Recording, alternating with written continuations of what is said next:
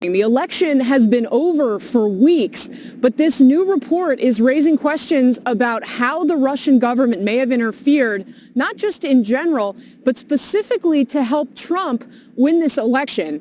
Trump is fighting back overnight, but members of his own party are promising that they're going to keep digging into it. By the way, I don't need the hat either, right? Who wants a hat? After victory laps in Louisiana and Michigan Friday night, even calling off anti-Hillary Clinton protesters who chanted, "Lock her up." That plays great before the election. Nah, we don't care, right? This morning, President-elect Donald Trump is at war with the intelligence community. The Washington Post reported late Friday the CIA thinks the Russian government interfered with the U.S. election to help Trump win by hacking emails from the Democratic Party and Hillary Clinton's campaign chairman. The Trump campaign reacting to the report within minutes, dismissing the claims, saying, quote, "These are the same people that said Saddam Hussein had weapons of mass destruction. The election ended a long time ago in one of the biggest electoral college victories in history. It's now time to move on." But members of Trump's own party believe Russia did interfere. There's no doubt in my mind that they hacked into the DNC and Podesta's emails, that the Russians were behind that. Every Republican needs to understand this is not about the Democratic Party. This is about America as a whole. Senator Lindsey Graham wants to impose personal sanctions against Russian President Vladimir Putin next year. And the Obama administration has demanded to know more about what happened before the inauguration. The president has directed the intelligence community to conduct a full review of what happened during the 2016 election. Trump has praised Putin.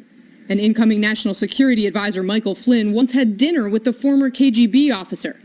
But there's dissent among other cabinet contenders.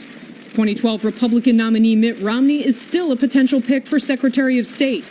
And he once labeled Russia America's #1 geopolitical foe.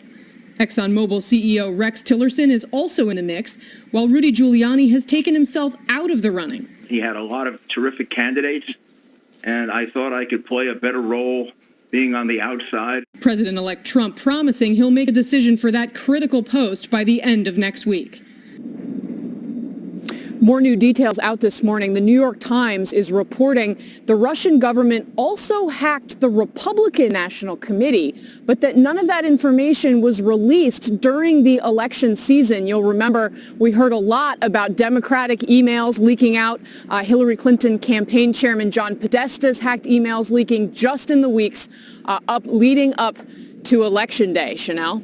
Casey, we're used to the Trump team going on the attack, but they're attacking an intelligence agency that will be explicitly serving the president for the next 4 years. How unusual is this? It's extraordinarily unusual, Chanel. I mean, this is, in many ways, unprecedented. Trump will be relying on the intelligence community to tell him how to interact with the many threats around the world. We do know that Trump had an intelligence briefing on Wednesday, but he's getting fewer than many presidents-elect have in the past, and fewer than his vice president-elect, Mike Pence, who is getting near daily briefings from this community that Donald Trump is now seeming to go to war with. Chanel? NBC's Casey Hunt, thank you.